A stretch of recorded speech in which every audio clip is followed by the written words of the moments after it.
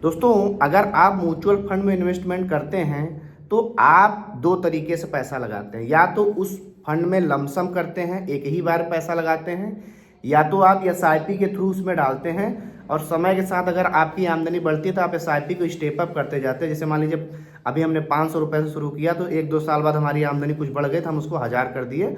आप step up कर सकते हैं। स्टेप अप एसआईपी में क्या होता है, आपका जो भी गोल होता है कम टाइम में पूरा हो जाता है। लेकिन दोस्तों, प्रश्न ये है कि क्या एक ही स्कीम में एसआईपी और लमसम एक साथ करना ज़्यादा बेहतर रहेगा कि अलग से किसी दूसरी स्कीम में हम लमसम करें, वो ज़्यादा बेहतर रहेगा। देखिए दोस्तों, अगर आपने कोई प्रतिष्ठित म्यूचुअल फंड लिया है, चाहे स्मॉल कैप का, मिड कैप का या लार्ज कैप का, ज़्यादातर लोग इक्विटी के म्यूचुअल फंड ही लेते हैं।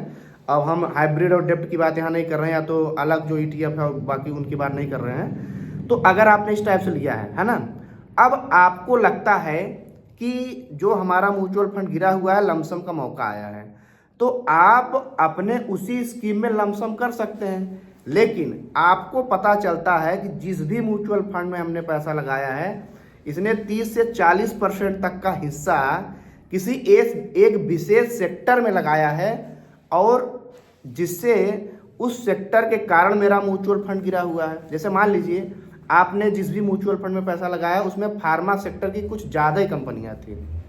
फार्मा सेक्टर की कुछ ज़्यादा कंपनियां 20 से 30% थी। हालांकि सारे म्यूचुअल फंड हाउस अपने पैसे को सभी जगह डाइवर्सिफाइड रखते हैं, लेकिन लमसम करने के दौरान आप एक प्लान यहाँ भी देख लेंगे कि अगर किसी विशेष सेक्टर के कारण आपका म्यूचुअल फंड डाउन हुआ है तो आप उस प्रकार के जो म्यूचुअल फंड हैं जो उस प्रकार की कंपनियों को ज़्यादा प्रमोट करते हैं और बाकी भी कंपनियां, आप उसमें करेंगे तो वहाँ से आपको ज़्यादा रिटर्न मिल सकता है, क्योंकि वो गिरा है, अब बहुत तेज़ी से ग्रो करेगा।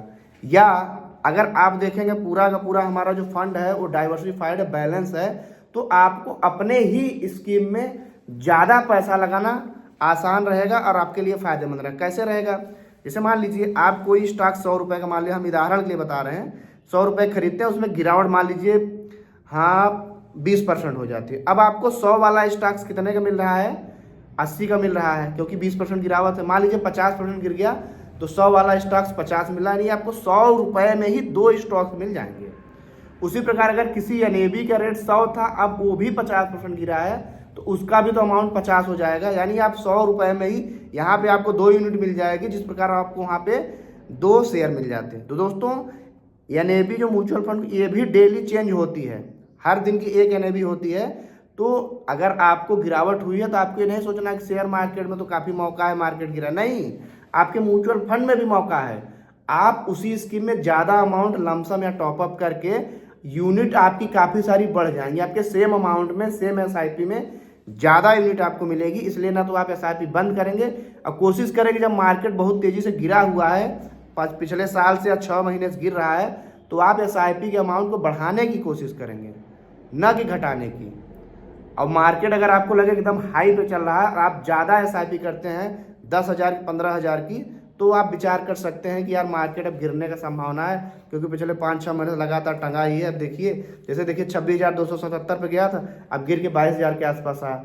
तो बहुत सारे जो होशियार लोग थे उन लोगों ने अपने अमाउंट उस समय कम कर दिए थे और अब दबा के पैसा लगा रहे हैं, क्योंकि मार्केट अब गिरा है तो मार्केट ऊपर तो जाएगा ही। तो दोस्तों, आपका कोई प्रश्न हमसे कमेंट पूछिए, मिलेंगे अगली वीडियो में, तब तक के लिए।